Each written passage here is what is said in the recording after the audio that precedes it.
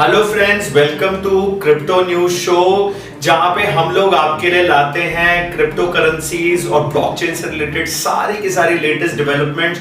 और आज का हमारा हॉट टॉपिक है जो अभी विंटर सेशन के अंदर जो क्रिप्टो करेंसी से रिलेटेड जो बिल है जिस पे डिस्कशन होने वाली है और जिस पे इंपॉर्टेंट डिसीजंस लेने वाली है गवर्नमेंट, उसके बारे में। तो आज हम देखते हैं कि बहुत सारे लोग पैनिक हो रहे हैं और अपनी पोजीशन सेल ऑफ कर रहे हैं और वो सोच रहे हैं कि इंडिया में क्रिप्टो करेंसी बैन हो जाएगी। वेल, ये बहुत बार पहले भी हो चुका है। फरवरी में भी ये बिल टेबल करा गया था, लेकिन इस समय सब लोग इसे बहुत ही हाइप तरीके से बेसिकली प्रेजेंट कर रहे हैं। तो इसी पे ही हम डिस्कशन करेंगे कि हमारे को यहाँ पे डरने की, पैनिक करने की बिल्कुल भी बात नहीं है। जब आप बेसिकली जो गवर्नमेंट के जितने भी जब आप बेसिकली जितने भी न्यूज चैनल्स पे देखेंगे, स्पेसिफिकली उसमें मेंशन्ड है कि गवर्नमेंट जो है प्राइवेट क्रिप्टो करेंसीज को बैन करना चाहती है। तो सबसे पहले समझ लेते हैं कि प्राइवेट क्रिप्टो करेंसीज होती क्या है। देखिए, जब जो ये टेक्नोलॉजी है हमारी क्रिप्टो करेंसी की, ब्लॉकचेन टेक्नोलॉजी, ये इतनी रेवोल्यूशनरी क्यों है, पहले तो वो समझते हैं।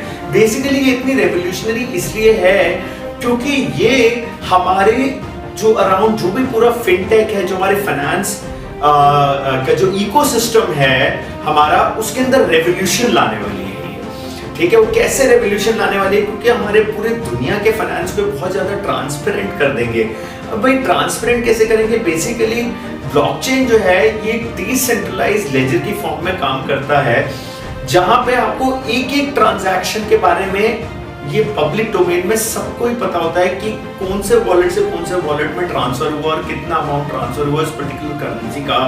ठीक है, ताकि जितनी भी इलीगल एक्टिविटीज हैं उसको ट्रैक कर सके गवर्नमेंट। लेकिन कुछ प्राइवेट क्रिप्टो करेंसीज ऐसी हैं मार्केट में जो कि ऑब्वियसली कॉइन मार्केट कैप पे भी है और बहुत सारे एक्सचेंजेस में भी ट्रेड हो रही है, वो रिस्की हैं जिसमें हमारे को बिल्कुल भी इन्वेस्ट नहीं करना चाहिए। और बहुत सारी गवर्नमेंट्स हैं दुनिया की जो उन बेसिकली प्राइवेट क्रिप्टो करेंसीज से बहुत ज्यादा टेंस्ड हैं, क्योंकि उनका एक डिसेंट्रलाइज्ड फॉर्म ऑफ लेजर नहीं है, वो एक बहुत ही कंट्रोल्ड वे में चलती हैं और उसमें क्या ट्रांजैक्शंस कब हुई हैं वो हम पता नहीं लगा सकते।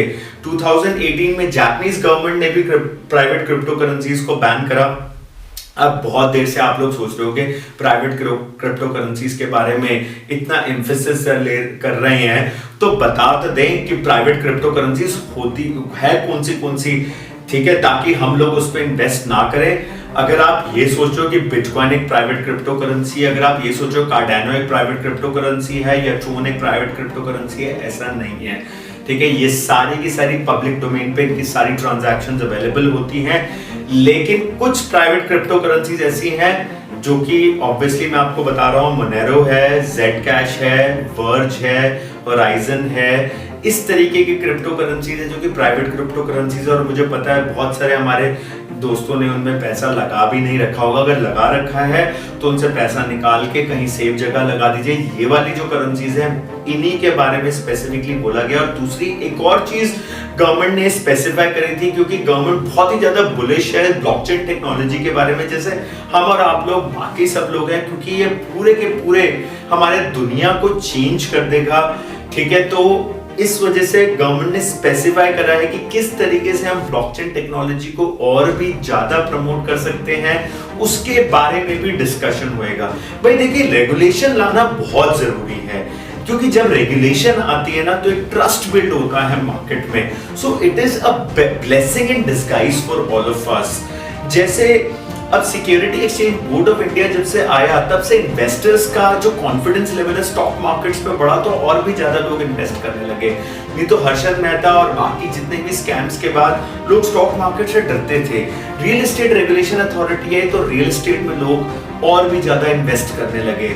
उसके बाद सिमिलरली एम्फी आया म्यूचुअल फंड्स के लिए, IRDA आया इंश्योरेंस के लिए। लेकिन अगर हम बात करते हैं क्रिप्टो करेंसीज की, तो यहाँ पे कोई भी रेगुलेटरी अथॉरिटी नहीं है। तो बहुत सारे लोग अभी भी स्केप्टिकल हैं वर्ल्ड ओवर कि हम किस तरीके से इन्वेस्टमेंट्स करें। वैसे Dubai will be the first place जहाँ पे रेगुलेटरी अथॉरिटी जो है बहुत मेजर रोल प्ले कर रही है और वो एक एक करके बहुत ही ज्यादा स्क्रूटनी करके क्रिप्टो करेंसीज पे ऑपरेट करते हैं। इंडिया भी फटाफट, जितनी जल्दी इंडियंस अगर इस चीज को अडॉप्ट करें उतना ही बढ़िया रहेगा। जितनी जल्दी हमारी गवर्नमेंट इस चीज को अडॉप्ट करे उतना हम लोगों के लिए बढ़िया रहेगा, उतना ही लोगों का इस इकोसिस्टम पे और भी ज्यादा ट्रस्ट बिल्ड होएगा।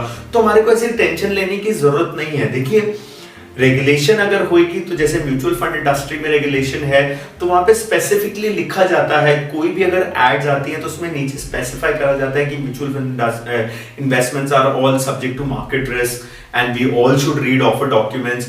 सिमिलरली ऐसी बहुत और एड्स के बेसिकली स्ट्रक्चर बनाए गए, पूरा फ्रेमवर्क बनाया, उसी तरीके से म्यूचुअल फंड्स की एड्स दिखाई जाती है। ऐसे नहीं कि वो एड्स नहीं आती हैं, लेकिन क्रिप्टो करेंसीज में because of lack of regulation बहुत सारी कंपनीज बहुत सारे फ्लैम्बॉयंट एड्स दिखा रही हैं और बहुत सारे ऐसे एग्जॉर्बिटेंट वादे करे लोगों को रिटर्न्स की, जो कि गलत है गवर्नमेंट के हिसाब से, और बिल्कुल गवर्नमेंट इस मामले में सही भी है।